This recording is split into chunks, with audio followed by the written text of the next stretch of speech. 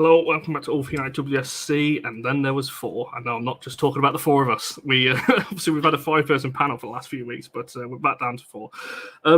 Yes, semi-finals, quarterfinals, so much to talk about. I'm not going to waste too much time, obviously, with it. If you are a returning viewer, I appreciate it after my revelation the other night of my lack of film watching. So I appreciate you coming back after that one. I can see you're shaking her head. We'll dance over that. I'm sure that might get mentioned at some point later on by somebody in the comments who likes to tear me apart. We'll start off with, because I'm not going to waste too much time with it. It feels only right to throw it over to yourself, Mia, first, and then Alina, Miriam following on it. Just your initial thoughts on Sweden's 2-1 victory over Japan.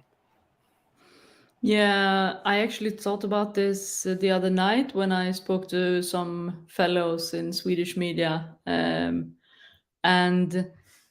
I'm kind of angry at myself that I've been like affected from all the criticism the Swedish national team have gotten from Swedish media. So I've been finding myself before the games against the US and Japan, like thinking, okay, this is never gonna work out. So to me, this is like the 60 minutes, the first 60 minutes against Japan. That's Sweden to me. That's the real Sweden, and I'm very pleased that everyone else gets to experience Sweden again, or just Sweden. I'm not sure what to say. I mean, Alina, for yourself, you're fully represented with the Sweden shirt you got on there. How was your kind of emotion? Well, I know roughly how your emotions were, but what do you think on that game? Yeah, it was a nervy one. I think we all spoke about it before. That was so unpredictable how it could go. Obviously, knowing that Japan are such a strong side, a lot of people had them on the list as favorites for the title. So it was a bit of a feeling that if Sweden could beat them, they could really go even further in the tournament. And I'm completely with you, Mia, because I think also that the first half from Sweden was really, really good football on a tactical, very high level. Japan's playing so smart and to outplay them and beat them. I think that meant a lot to Sweden, and I think that's a game that they'll take a lot of confidence from for the upcoming task against Spain. No, for sure. It's certainly going to need against a decent Spain, so we'll get back to that in just a second. Erling, the shock that went through the comments and Charlie and Barry's face, I think, told you everything that you needed to know. I'm surprised if anyone returns to the channel after that, to be honest. Miriam, you've returned to the channel after seeing the video, so there we are. But yeah, what did you think on the Japan-Sweden one in particular? Were you surprised by it? Were you relatively, was it what you expected? How did you kind of see it? It was kind of, I would voice back what Mia said. It was kind of like a retro, not really a retro Sweden, but like that good old Sweden that maybe we have been not robbed by, but we haven't fully quite seen for like the continuity of the amount of minutes that we saw against Japan. But yeah, I think it was like a tactical chess match that Sweden absolutely nailed on the pitch. And I think on the midfield, it was exactly Sweden bossing it. And I think what a lot of teams had struggled against Japan was stopping Japan's attackers and forward runs. But what Sweden did, at least to me, how it looked like, is that they stopped them from even getting to that point. So they kind of contained them in the midfield rather than actually holding them up front. And I think Algedal and Rubinson in the middle, like absolutely bossed it as a double pivot, working so well with the back four. And yeah, I think it was really a tactical masterpiece from Sweden that entire 45 minutes. I think they written them off a lot, especially the media, especially after that US game. I think a lot of people kind of were like, well, they didn't do too well against the US. What makes us think they'll do even better against Japan? They have been doing that against, like, throughout the group stage. Yeah. Also, so it was understandable to see how the media was kind of robbing them, but I think Mia said this earlier, that we were going to see a reaction from Sweden. And I think if this was not the biggest of reactions, I don't know what could have been. It's a strange one when I look at this, because weirdly, I wasn't surprised. I got laughed at a lot when I said that if Japan play like they did against Norway, I think they'd get turned over. And obviously that first half we saw. That's what I also said. I said that too. Like the Norway game for me was like, okay, Sweden can do it. That's exactly. And, a lot of, as Alina said, a lot of people were pipping Japan as the favourites for this. But I looked at that Norway game and I was like, Norway were just really bad. You know, they gave them a lot of chances. And a lot of sorry to any Norway fans watching earlier, and I'm sorry if that, you know, but they were. And you know, Vilda obviously assisted them. It was a nice assist from her. You know, there's a lot of errors, and I didn't think Japan were as convincing as they were in the group stage. I always felt like there was a chance. Mia, throwing it back to yourself, something you said, I think it was your tweet yesterday saying that this isn't a coincidence. I think is this the 5th time Sweden have made it to the semi-finals, I believe. Why do you think it is that a lot of people just overlook Sweden in every tournament? We saw it pre-Euros last year. There was a lot of people. I don't know whether this is just an English thing or what, but there seems to be a lot of people that I think that was an English thing. I mean, potentially. Yeah. But why do you think that is? You're forgiven because that was your home Euros and everything. So if you didn't see Sweden in that round, that's fine. But what I do think is it's not a coincidence because it is Sweden. We have good education for players. We have had the Damallsvenskan, who has been the league where players go to educate themselves about football. So it's not a coincidence. What I do think that this time is that what people tend to forget, and I'm going to say this now because England is in a bit of the same like stage as Sweden were last summer, where they can't play the same players every single game. And now with Lauren James, it was the injury of Kara Walsh. You don't get the flow you need, if you know what I mean. And when you come up against a side that has got the flow, like Sweden did with England in the Euros, then it's all over, because then you will feel this. Everything that has been going against you, and when you are being forced to make changes to a side, when it's not changes that you do because you can do them, you are forced to do them, then there will be differences when you reach a semi-final. So I think that's what happened to Sweden in the Euros. I don't think that was necessarily a bad thing, because they played a semi-final in the Euros. If we're going to talk about the semi-final Sweden has been playing. So it's not a coincidence that Sweden is one of the semi-finalists because of that, because we have a history in big tournaments like this. We have also got 16 of the 23 players now were in the squad 2019 in France. They know what this is all about. They know that. And I think that what is also, because I've always said throughout the tournament and since last summer and even before that Sarina Wichmann, she is one of the best coaches in the world to make her squad look the best that they can possibly be. I will stand by that point, because I do think she is the best coach. But to me, seeing Sweden beat Japan the way they did, it was also like, a reminder for me, even as a Swede, that Peter Gerhardsson and Magnus Wikman, they are good coaches. They know what they're doing. It was headlines in Sweden before that, will Sweden, I'm going to use the Swedish word now for this, because will Sweden skrälla against Japan? Will they shock Japan? Or will they be the shocker to the world and beat the best side in the tournament? But to me, it's also like this. Yeah, Japan played a great group stage, but we must learn also that the group stage is one thing, and the knockout stage it's another thing. It's so much more than just tactics and good players and and I think that's what we saw. No, 100%. You obviously talk about that England-Sweden game in the Euros last year. I think a lot of people forget that, obviously, because of the scoreline it finished. Sweden were actually on top for the lot of that first kind of 20-25 minutes. If it wasn't for a couple of good saves from Mary Earps, that game could have been totally different as well. So a lot of that's obviously overlooked because of what happened. The Russo goal kind of blew up and everything else. I'm sure you two don't want reminding of how the rest of that game went. But, you are right in terms of... I'm over that now, so we're good. That's fine. You can mention mention the... To be fair, with Russo now at Arsenal, I don't particularly like talking about it either. So we'll move past that one. Alina, anything to add from a Swedish perspective on that point of view in terms of why people maybe overlook this. Because I'm pretty sure it's when you looked at the odds pre-tournament, when you look at everyone who did kind of pre-tournament predictions, nobody had Sweden going into the semi-finals. Weirdly, why do you think that is?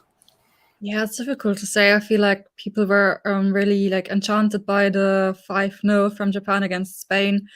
I mean, who beats Spain 5-0? That's incredible. And but I feel like this time with Sweden not being handled as favorites, I feel like the sentiment before the tournament was a bit different regarding Sweden.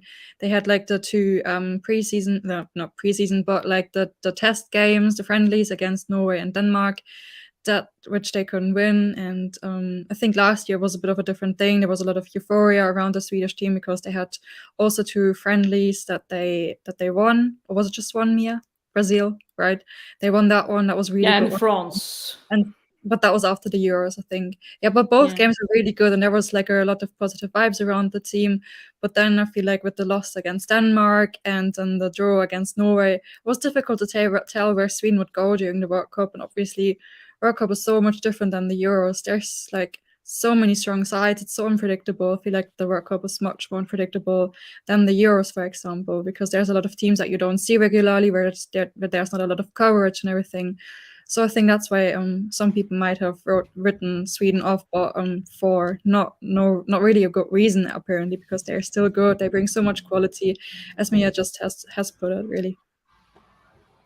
Yeah, and I would like to add to that also, because in the World Cup 2019, they played a game. I mean, their only game Sweden played was against Germany, home ground, record crowd, and they didn't have a chance in April against Germany. But what people have to understand is that this is Peter Gerhardsson's way of coaching. He wants them to play the best sides before a tournament, so he can see, okay, what do we need to fix ahead of it? And I think that with that being said, players that are being used like that, if you know what I mean, they have to be a part of that thought. They have to realize, okay, it's not going to drag us down to lose a couple of games before tournament, because, and this is also what I do think when I said that, okay, a group stage is one thing, but a knockout stage is another thing. Friendly games ahead of a tournament is one thing, group stage games is one thing, and then the knockout stage is one thing. So I do think that people tend to like take in too much of what they see, because they just see the result. We see small details. I mean, obviously I tend to watch the small details, and but I do think that coaches like Peter Gerhardsson, that's what he does, and that's why that's what makes him so successful when going into the bigger tournaments. No, for sure. I've got nothing else to. I mean, Miriam, for yourself, you got anything else to add on Sweden before we talk a little bit about Japan and move on to the next one? Well, no, just like on the media fact, I think a lot of the media and just the fans kind of get like fooled with the whole recency effect, especially leading up to big tournaments. Like we get so fooled with looking at such recent fixtures and like recent results, but what Mia said, it's all building.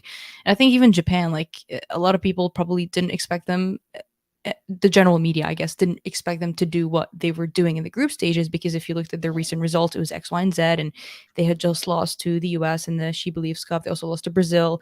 Their only biggest win really was against Canada, also in the She Believes Cup. But in a general sense, I don't think anybody rated Japan as highly as they were rated 2 games into the group stages. So it's always like this, the entire context of how the team is prepared going into the World Cup kind of gets cut. We don't really look at the stars that are in there, the players that have been building with the few around them, or just kind of how the camps have been going and what certain things have been looked at certain camps. Like obviously Japan approaching the US was going to be different to how they approached Brazil. And both of those games, they learned something differently, even though they lost in both of them. But I'm sure they took a lot of those lessons and probably applied them to Costa Rica when they beat them. So I think this is a problem that we still see leading up to so many of these tournaments, of just like recency effect of forgetting what, you know, Sweden was in the finals of the Olympics just not too long ago. Again, I don't think many people were bringing that up. So it's a funny thing in the game where we just kind of brush over the few results that are clearly in a building result rather than just an L on the record. No, for sure. I mean, that happens, I think, across football when you're talking about the recency effect. poor cynical to Australian fans have already won the World Cup over confidence being their undoing, or I don't know. I mean, yes, if you want, I mean, each to their own. Each to their own. I say on that one.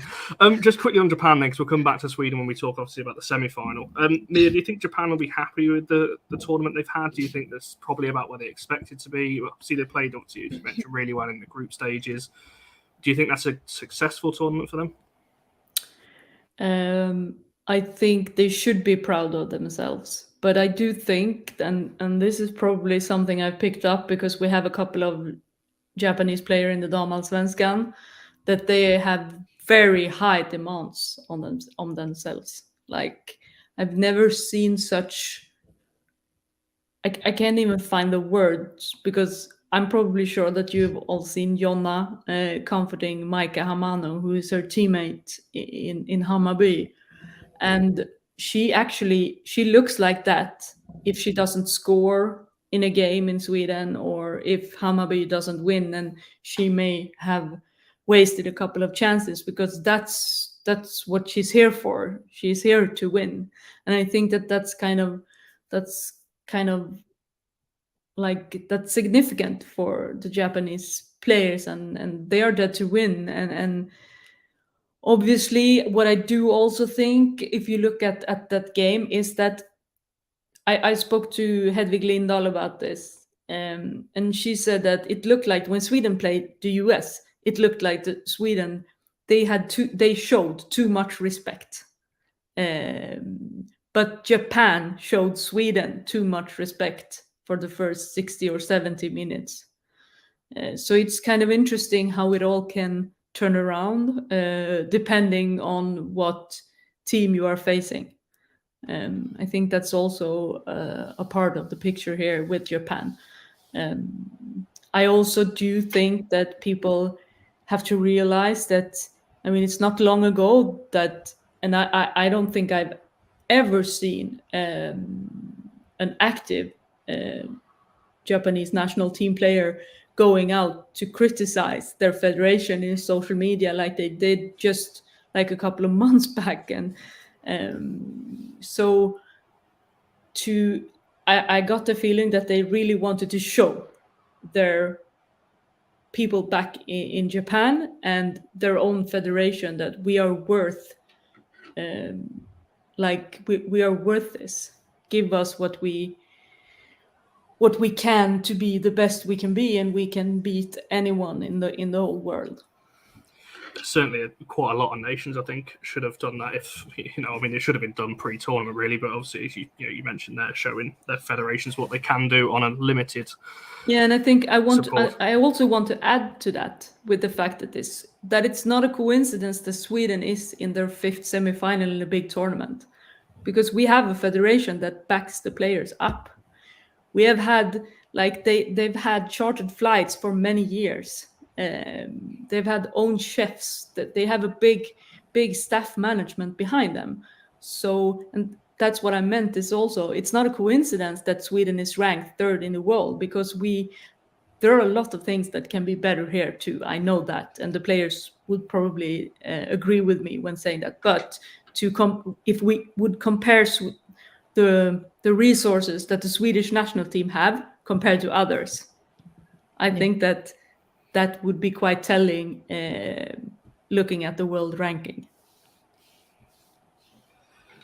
For sure. I don't know, but I was waiting, Miriam, for you to jump in there because I saw you unmute yourself halfway Yeah. through. So I didn't know whether you were going to just... No, I completely agree. And like, that's another storyline that I hope people highlight when they look at Sweden, is like, this is exactly what other federations should be looking at. This is exactly what happens when you consistently support your team. You don't just support them because they got to semifinal and then maybe they crashed on the next semifinal. You consistently believe in supporting them. You'll have a vision for what that team can deliver. And I think that is another thing that's kind of been brushed under the bus with Sweden. Like, I think Mia really hit on the nail with saying this is no coincidence. There's so many reasons happening. And sure, there's obviously always room for improvement. That's no doubt there.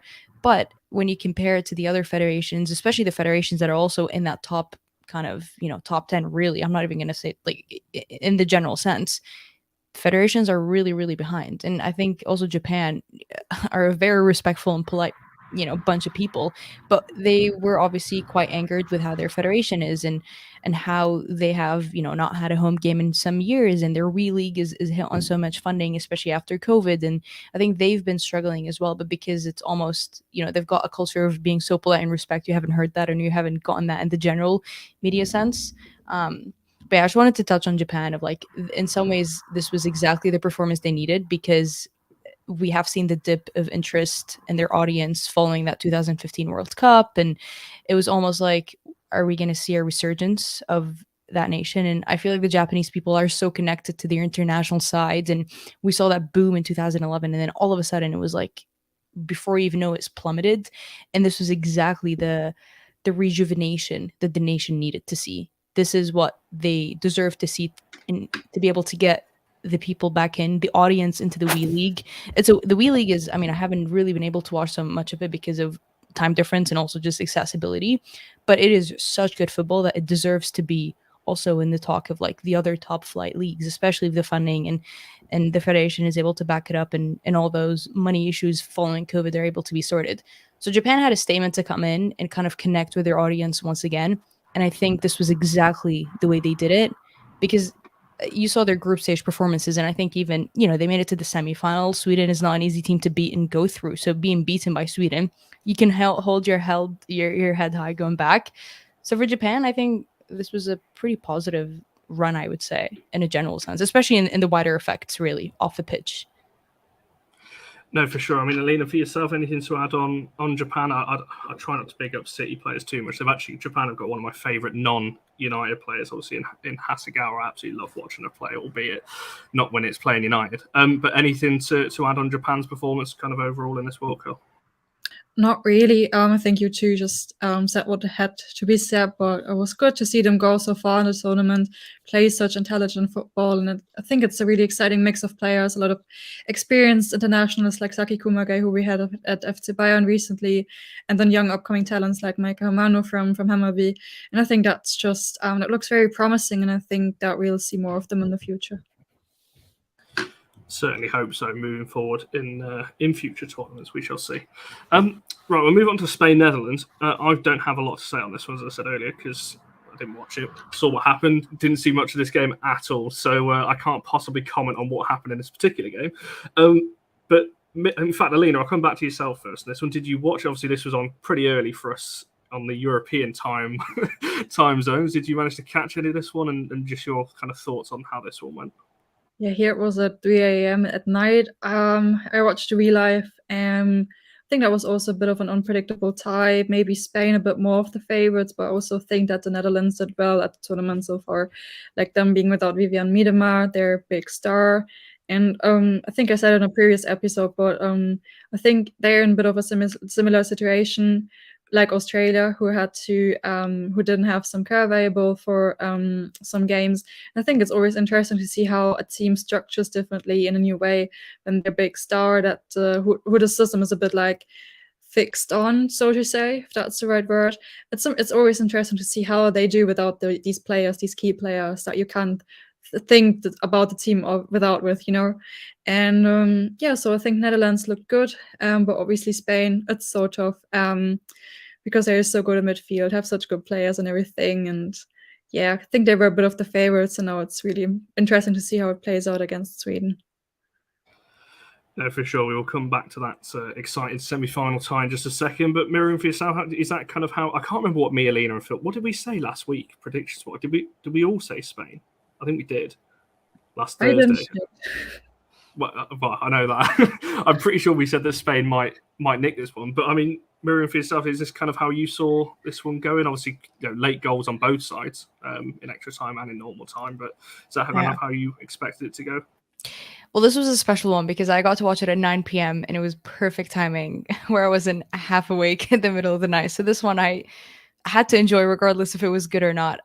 But I think it kind of is a similar storyline of we still, in some ways, I don't think we had full expectations of the Netherlands because obviously they're trying this 3-5-2 formation, and it's kind of like a really massive shift to the dominant Netherlands, I guess, that we saw under Serena Wiegman. And, Mark Parsons came in. That was really a disaster class, you'd call it. I'm still not too sure what he was asking the players to do. And then now we're seeing this Jonker era, and it's like, okay, we're evolving a lot with the Netherlands, and it was going to be very similar with Spain. They're going to hold possession, try to tiki-taka a lot of it, and kind of try to build up a fancy pass and a fancy goal. But what I actually really enjoyed from Spain was the winning goal in that extra time was off a counterattack, and it was like a sprint, and all of a sudden it was a quick shot. So there was no quick passing, no fancy passing in the box. It was exactly what you needed Spain to do so many times of like winning the edge. Because I feel like with Spain, it's always been a battle of like, I guess, expectations versus reality. We've always had such massive expectations of Spain, specifically, I would say, in the last 5 years. But the reality of that wasn't always matching up with the expectations. And I think there's a lot of factors to that, and a lot of, puzzle pieces as to why that has been. But I think this win going into the semifinal was finally the first time of them actually meeting some of our expectations. And again, I love how it was done through a goal of a counterattack, of, the fastest pace run, of like no tiki-taka passing, no fancy doing whatever they like to do in the box. It was so many times you watch their game and it's like, just shoot, just take a shot, like just take a big fat rocket off, just do it. And that's exactly what won it for them. So for Spain, I think it's very hard to praise Spain given the context that they're in, and it's very hard to root for Spain. I think it's like the similar of like France before this World Cup. It's always been very hard to root for them, knowing the environment they're in and their head coach behind it. So I'm kind of delighted for the players, I have to say. For the Netherlands, I think they're still trying to figure out the identity under Jonker. But in a general sense, the game was not, it was underwhelming. And in some ways, there was a lot of like counterattacks that the Dutch were trying to catch Spain. Bierenstein, I think her comments prior to the game kind of caught her, and she might have forgotten her shooting boots somewhere, because she was in really good positions, often, making the runs between the lines and trying to catch that Spanish midfield, off focus. It was a lot of like, you snooze, you lose, and it was exactly how they scored their own goal.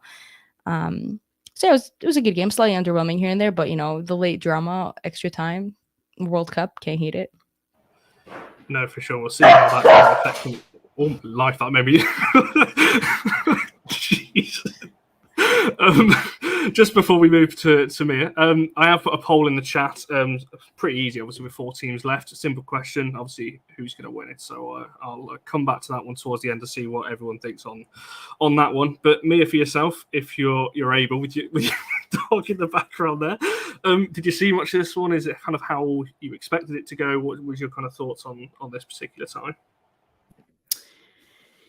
Yeah, I think that the game was decided from what we have seen many times in this tournament, bad defending. That's one thing.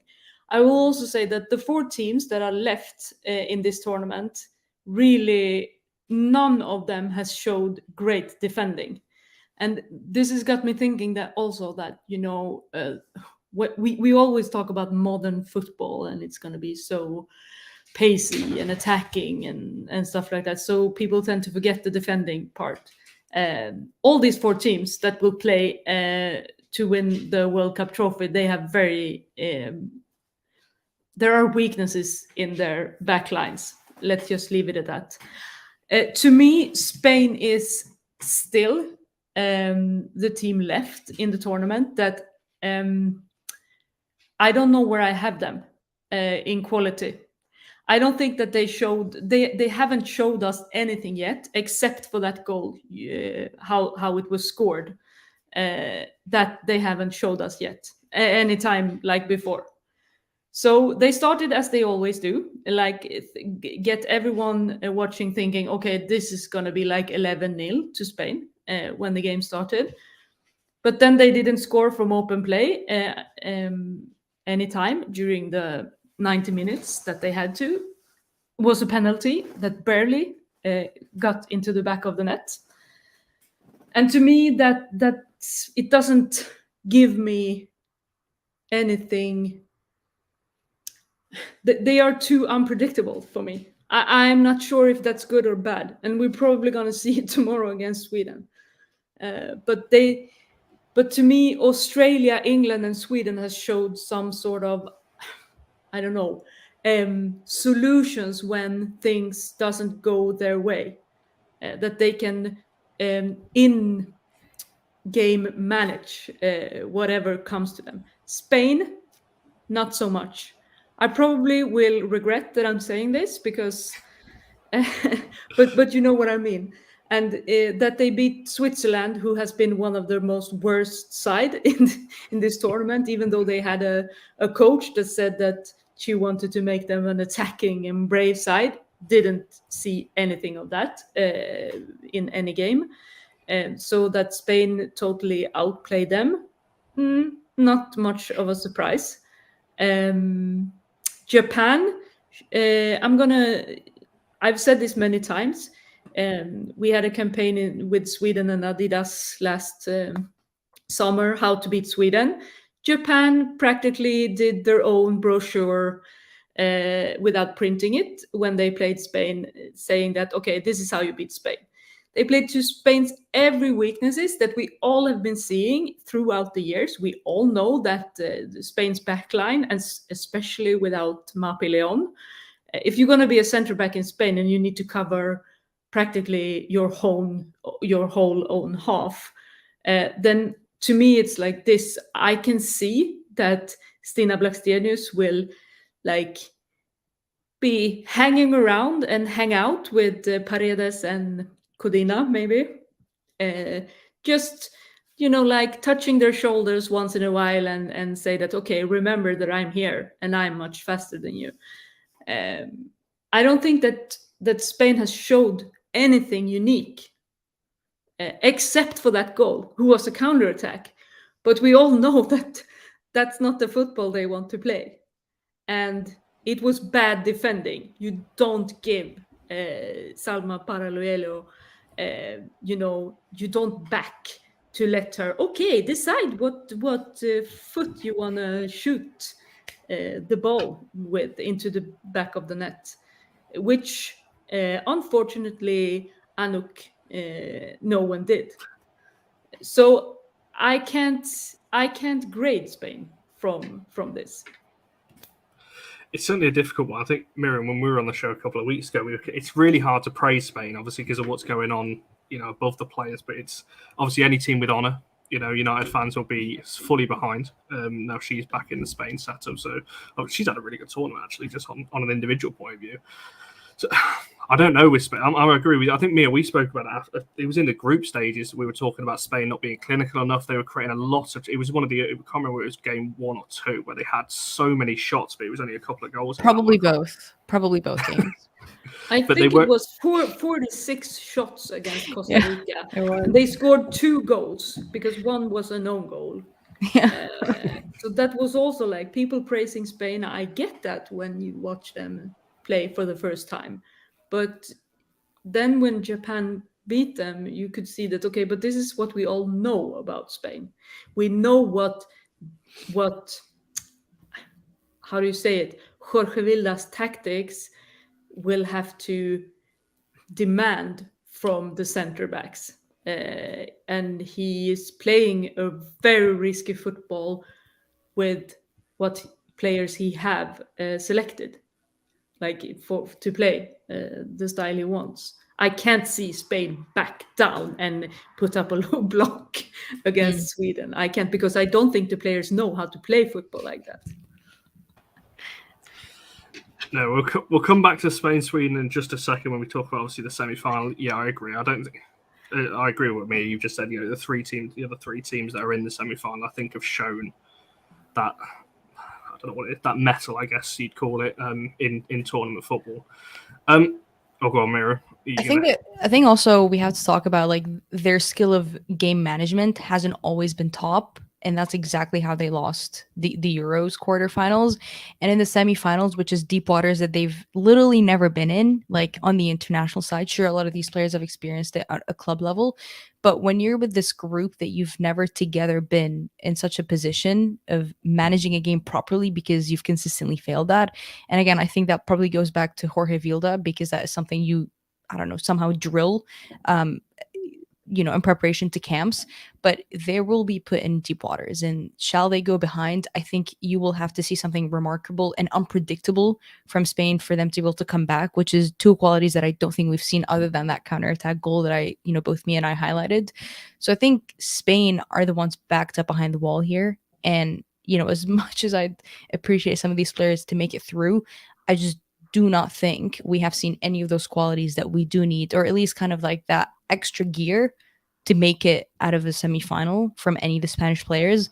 And like Mia said, they're not going to play a low block. The players probably have never even attempted to do so. And Japan showed you a beautiful tutorial of, sure, Spain can have as much possession as they want. They can have the majority of passes, possession, final third attacks, whatever the hell they want to do.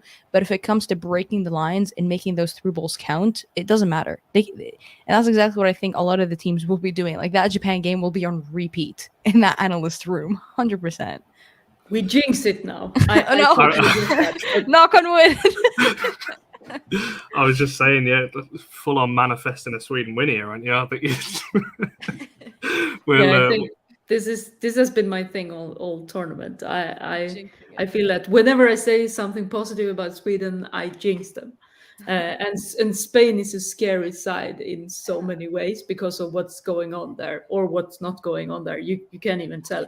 But if I'm going to say it like this, if they go on and win the World Cup, I hope that every player in that squad takes their gold medal and then one day after says that I'm not going to play for Spain as long as Jorge Vilda is the manager.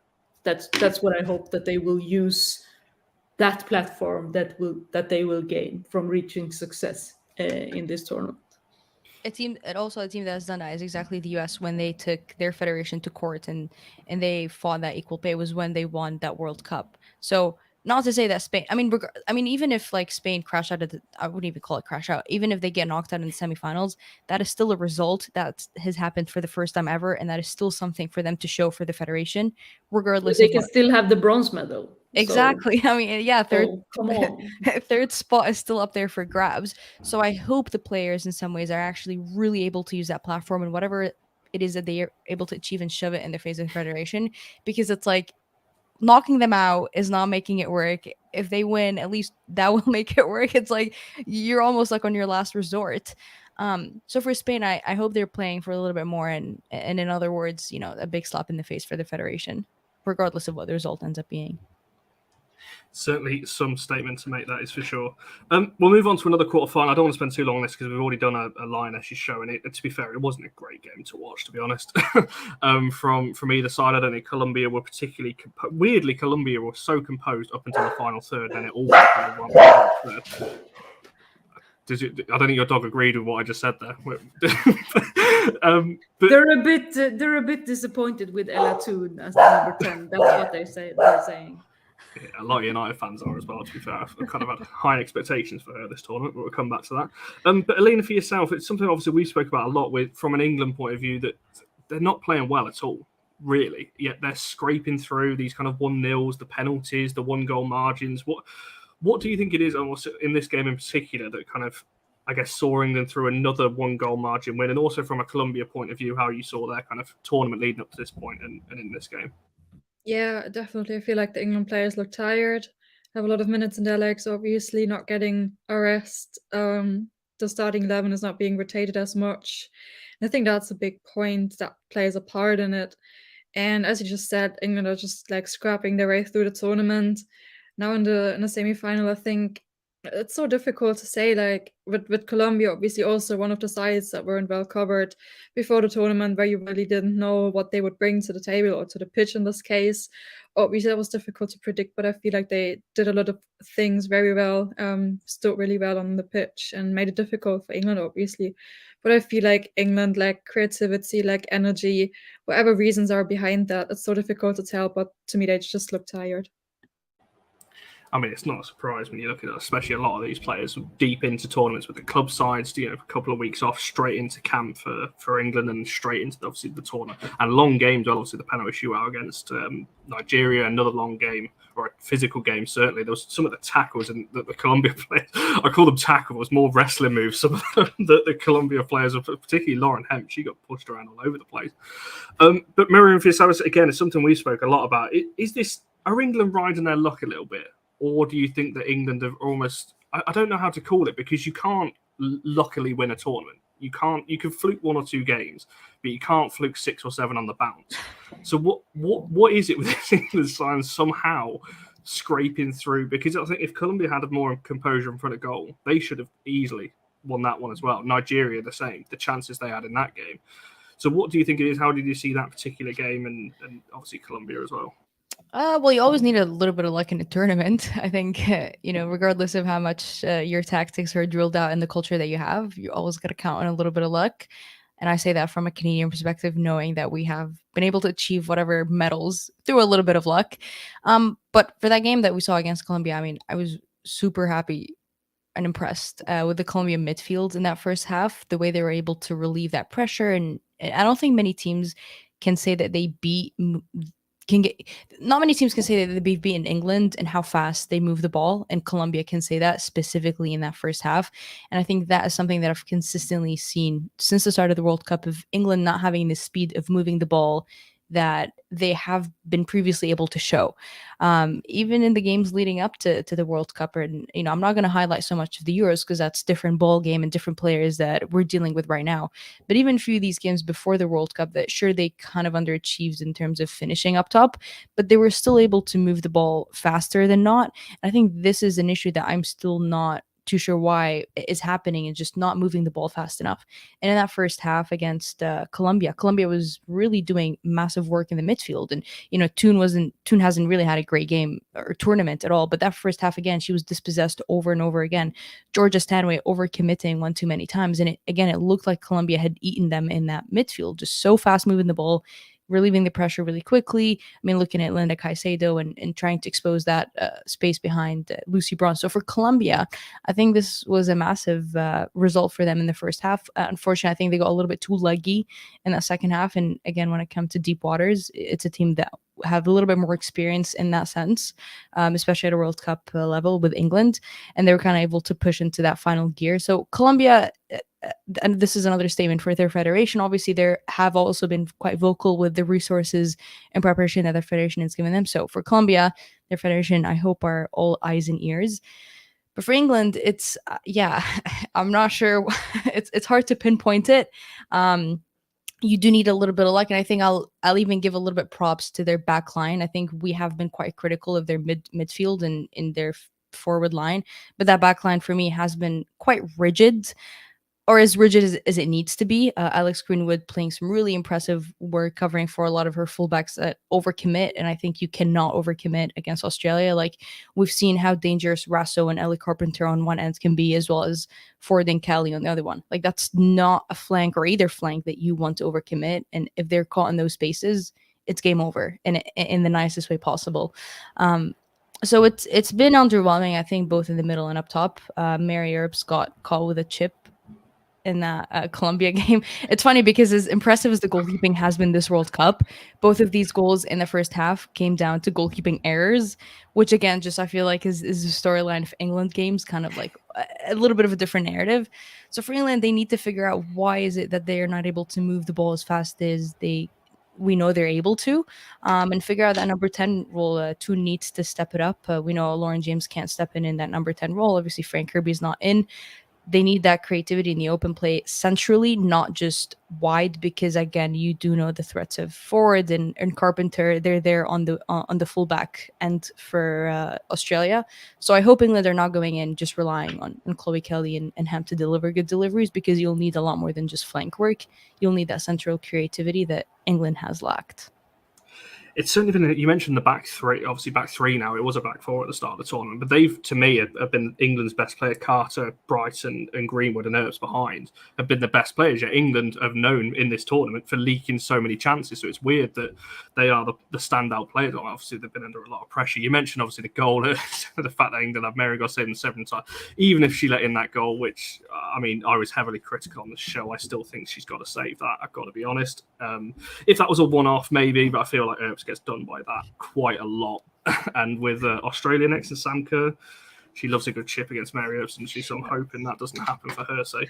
But Mia, for yourself, how did you see this England-Colombia again, and what have you kind of made of both sides in this tournament?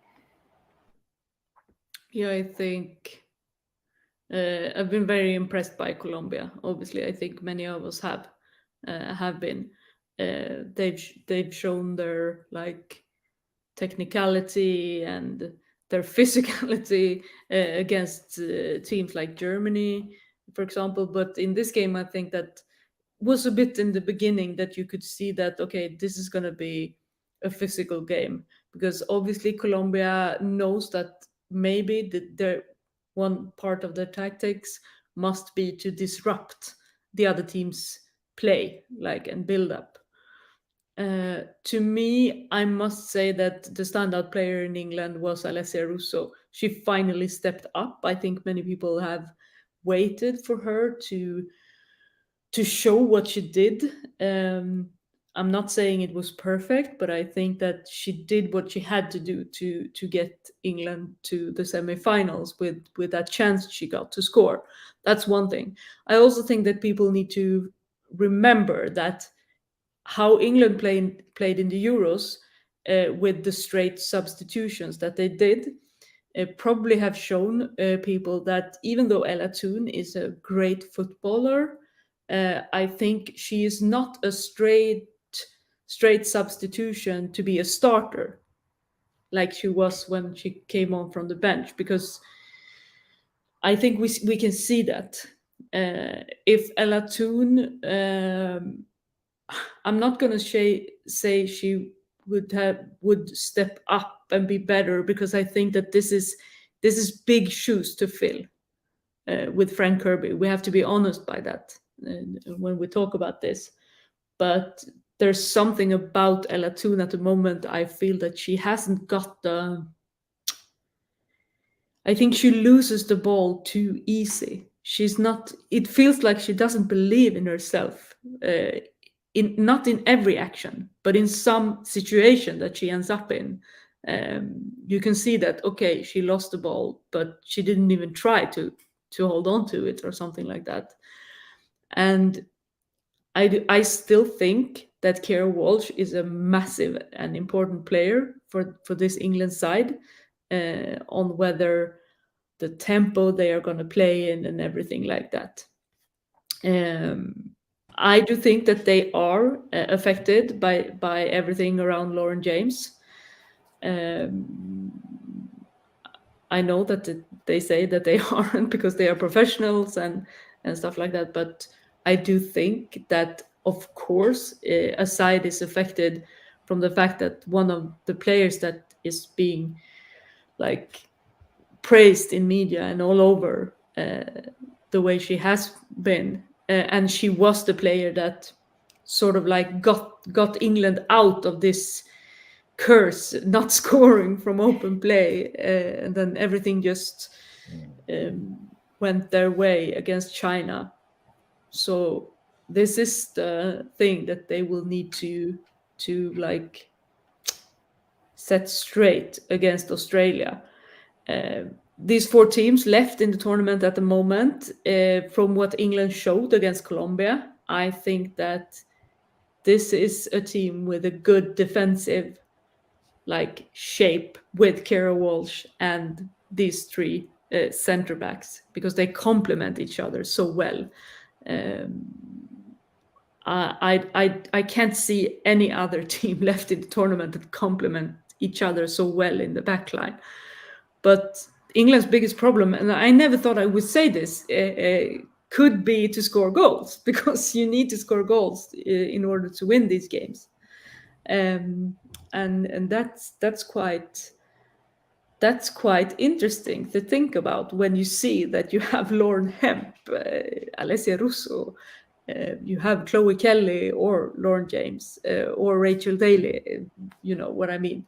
So I think that I said this when I spoke to yeah, you will recognize this now, because I think right now England is their own enemy. Like they could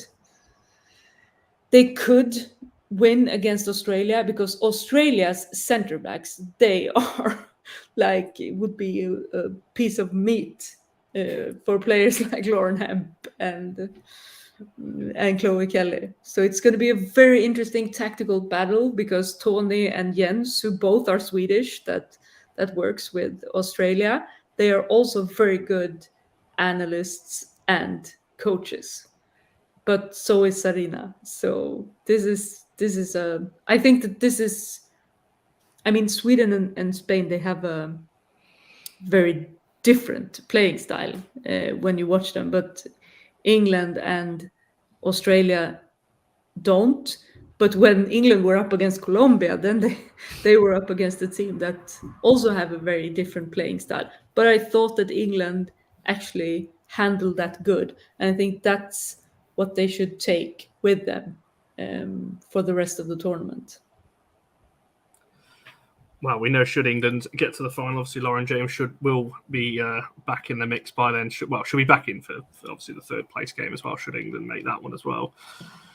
Oh, I don't know. With England, you've got the WSL top scorer playing left wing back. There's so many things that I think are strange. But as you rightly said, I think Sarina is one of the best coaches in the tournament overall. I think we've seen obviously with what she's done prior to England, and obviously now with England. The fact that England are still in this tournament, it amazes me after the group stage, is not going to lie. But they're there, so we'll see on that one. Just very quickly then, obviously on Australia. I was going to say Australia, Denmark then. Australia, France. Sorry, Lynn, to remind you of that one. I'll come back to you then, Alina, on this one. Australia, France, obviously we know how that one ended. A dramatic penalty shootout. I hate penalties at the best of times, so I'm not really too fussed when it's teams that I don't support either way. But this one was particularly dramatic. How do you kind of feel on this one and obviously the dramatic penalty shootout at the end? It got as dramatic as it could get. Feel like that's also what we spoke about earlier, like weighting into like putting in too much weight onto how the friendlies ahead of a big tournament go. I think it was interesting that Australia and France met again after such a short time, just having played in Melbourne right before the kickoff of the World Cup, obviously. I think both sides did very, very well. I think Australia grew a lot with during the tournament. Not having some care available for some games also did something to them. I think they got a lot of confidence from their previous games and just really found better together, like as a team, as a collective. I think that was really strengthened at the Australia squad. And France obviously profited a lot from having a new head coach. Obviously still a lot of things to settle for them, but I think they did very, very well. And 0-0 after so many minutes.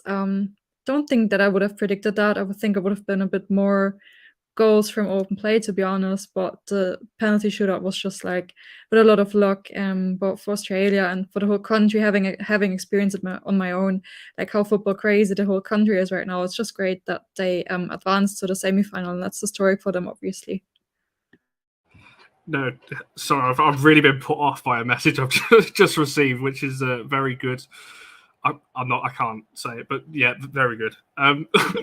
Miriam, take it off me before I lose my. I can't swear on it either. Just take it away. Don't worry.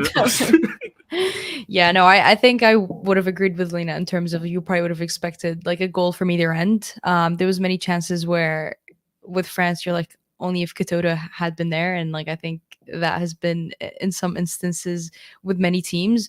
But for France, I think this was bright, especially with a new head coach. I'm kind of in some ways quite happy to see how he's already been able to get them playing how he wants them to play, given that he's had a very troubled campaign with players missing the second game to the third game of the group stages and just kind of dealing with injuries during camp on top of the injuries that he's had before camp started, and excluding the amount of players that are already out. So for France, they've got that home Olympics, and if they experienced being or playing a team that has that home crowd, before you even know it, they'll be the ones with that home crowd come the Olympics next year or next summer, really.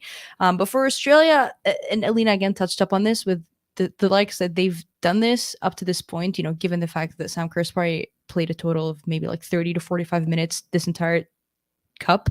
They've done this all without Sam Kerr being the main player, the main woman up top, which is fantastic. And I don't think many people, if you would have told me that this was going to be the case, I probably would have laughed at you before the World Cup, because they had done a lot of the preparation around her. And I think props to Mary Fowler, who I knew is going to grow into the competition and has absolutely done so. And I think Mia tweeted right before that game is that Mary Fowler should not be sitting on the bench at City and being wasted in terms of minutes. And I don't think Mary Fowler herself going back to the WSL is going to be happy to do that.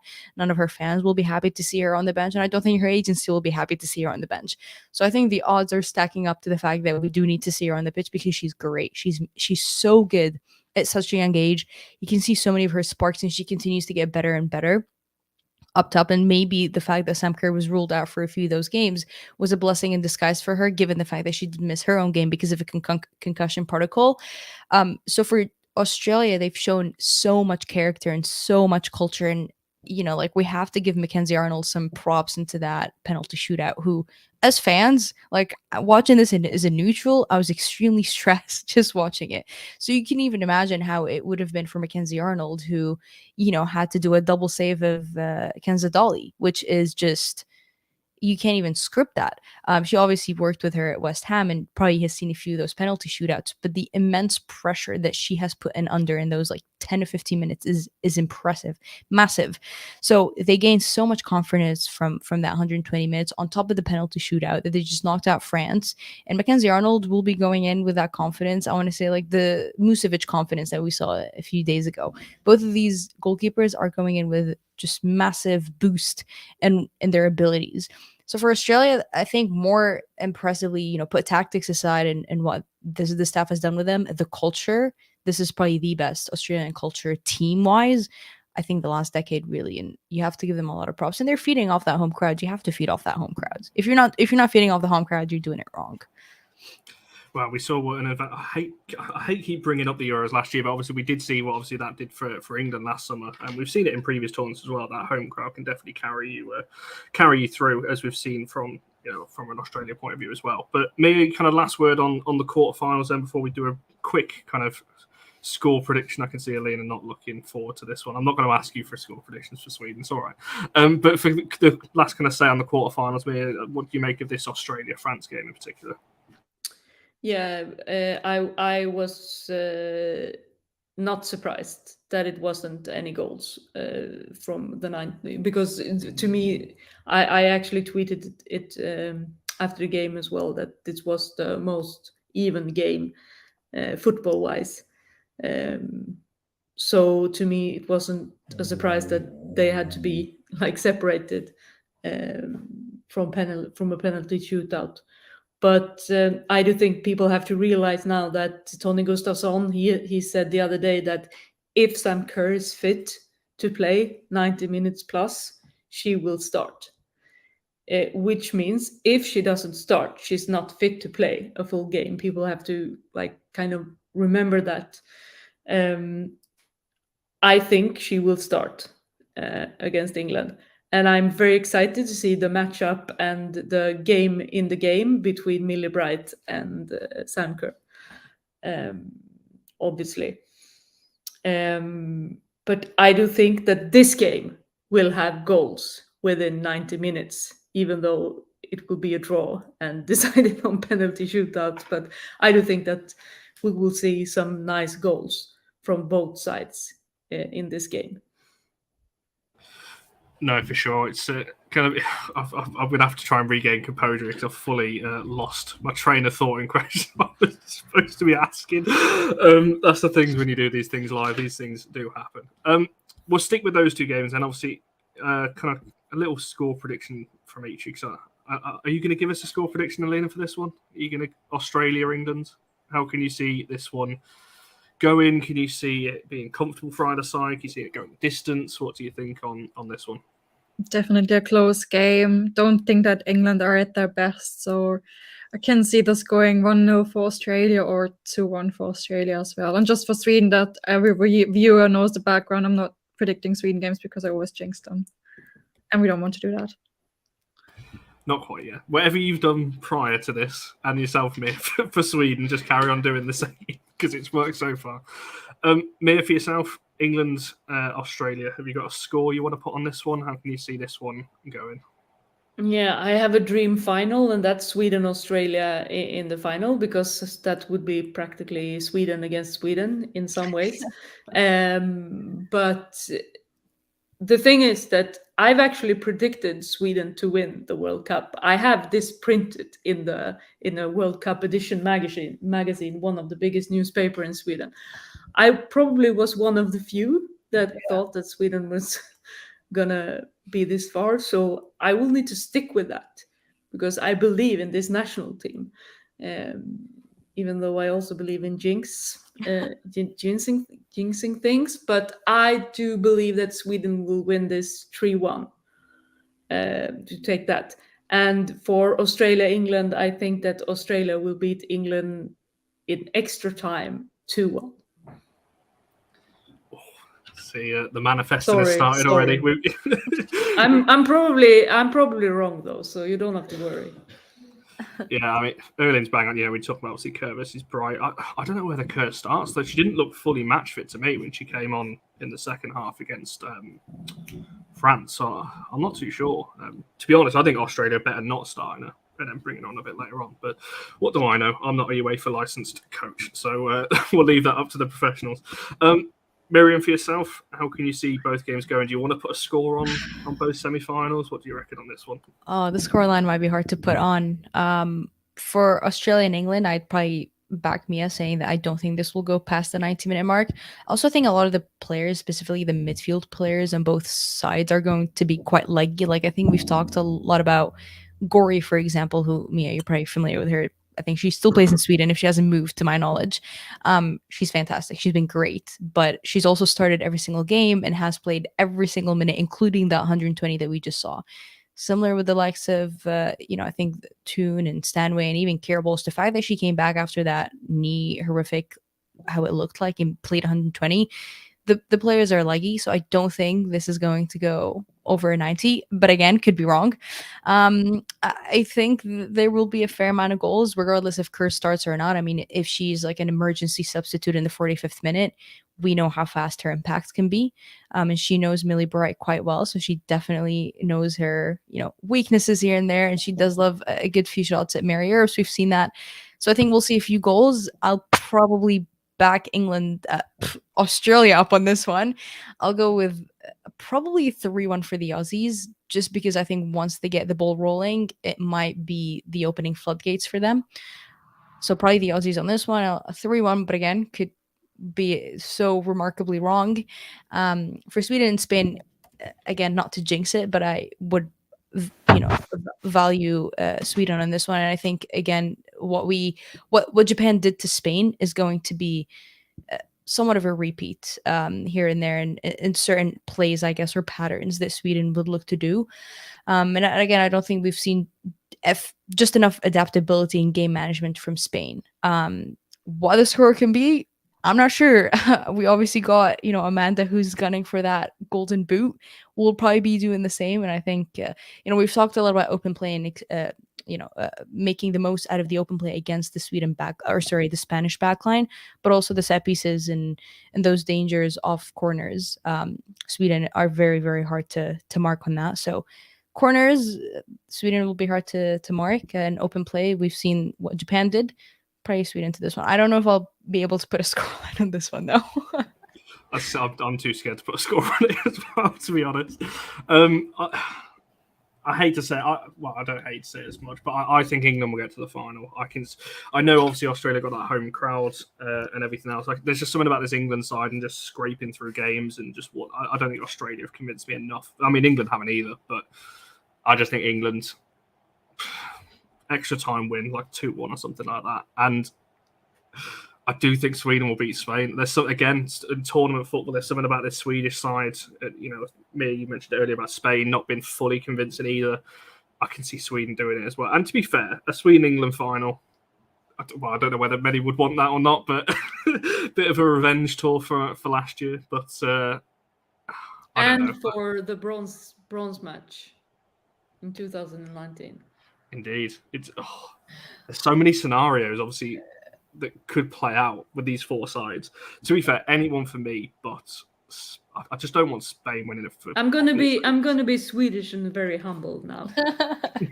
All four teams are great teams. There you go. She's not wrong there. She's not wrong there.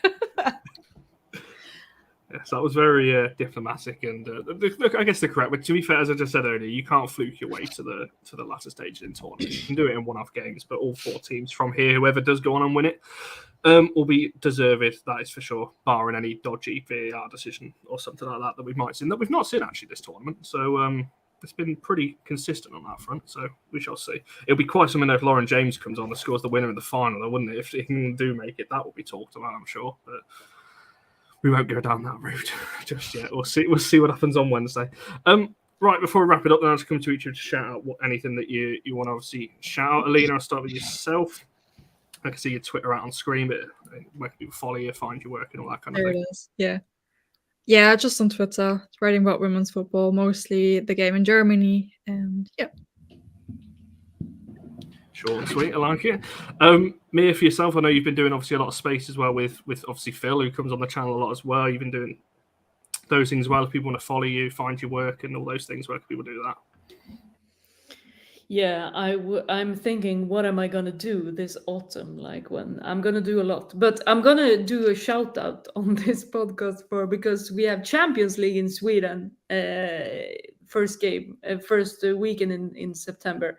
I'm gonna be the press manager for that whole event, so I'm quite busy already planning that. But it's gonna be interesting, and obviously I want to shout out Swedish football by saying that. So even if you are not an Arsenal fan, you can come to Sweden to enjoy Champions League for women's football on September 6th and meet me, perhaps. No, for sure. Make sure you go and follow me as well. It's just some excellent stuff that you'll find on Twitter as well. Geez, I've completely lost. I was going to call you by She Scores Bang, and obviously Miriam for yourself. Where can people find obviously a YouTube channel and Twitter and things like that? She Scores Bangers across all of them. I did forget to put an @ beside my name, but yeah, you'll put that in Twitter, YouTube. It's all the same thing. On Twitter, it will be without an S at the end. On YouTube, we do like to keep it plural and put S in there. But yeah, plenty of the content. You'll sometimes here and there see actually me on the channel speaking about Sweden, occasionally Alina as well. We'll get Connor there soon too. But yeah, Twitter, YouTube, you'll find everything down there. Oh God, nobody wants that, Miriam. Don't put your viewers through that. Not after some of my revelations on here. That they would just out of interest, very quickly actually. There's still quite a lot of people watching. I'm going to ask Alina and Mia this question. Miriam, you probably know what's coming here. So the thing that I've been kind of saying all show. So I've never actually watched The Lion King. Oh yeah. Have either of you seen that film? Just out of interest. What was the name again? Sorry. The Lion King. Yeah, the Disney one. Okay, maybe I am the only one. Connor has never watched it. I've seen that. Like, I can't even count how many. That is probably one of the best Disney films to ever exist, Connor. I always cry when the little baby lion gets shown to the rest of the. When I saw that, I was like, "There's absolutely no way you haven't seen like a singular time that movie." Like, I've had it on repeat probably since my parents exposed me to Disney movies. That was on repeat. Connor, did you watch the Jungle Book at least? No. Oh God, that's a great comment now from one of the viewers. Oh exactly. My God. Yeah. Yeah, you'll get used to this. My choice in films is not weirdly. Like I said, I've seen that Timon and Pumbaa thing it was on video back in the day. I've seen that, but I've never seen something like Someone has given me a deadline of 10 days to watch it, so Listen, otherwise apparently I'm not allowed on here ever again. So No. the second you So it's, download it and the second it starts playing, you'll be like hooked on for like a good moment. You might even like come back the next night and be like, "Oh, I'm feeling another repeat." Trust me. I'm hearing it's worth it. Everyone keeps picking it up, so maybe one day. Very I can't much believe I've got so. to 25 and I've never seen it, and it seems like every single person I meet has, but there we are. What a way to round off the show. Obviously, from a North United point of view, we'll be back on Wednesday to obviously talk about the Lionesses. We might have a show tomorrow. It really depends on what United are doing. We're expecting a few signings now through the door. When United decide to officially announce them, I've got no idea. Don't ask me. Ask someone who's more in the know than I am. But yeah, we're expecting some of those. There's now 2 pre-recorded player profile specials that are sat on the YouTube channel that are waiting to be made public when United finally make those announced as well. Well, apparently, Sporty, I'm not allowed back on the channel if I don't watch it, even though I own it and host on it. Apparently, I'm not allowed back. But there we are. We'll see. So yeah, make sure you're doing all that. Obviously, following us Twitter at allforunitedwsc. We've got some obviously exciting news that has been finally confirmed over the weekend that will be dropped in a couple of weeks' time. So make sure you check that out as well. Following all these guys, it's been another brilliant show. Our final kind of World Cup wrap show, because obviously semi-final and just the final left now. So we'll see how that one goes. Make sure you're following these, liking the video, subscribing, all of that jazz. And we shall see you guys in the next one.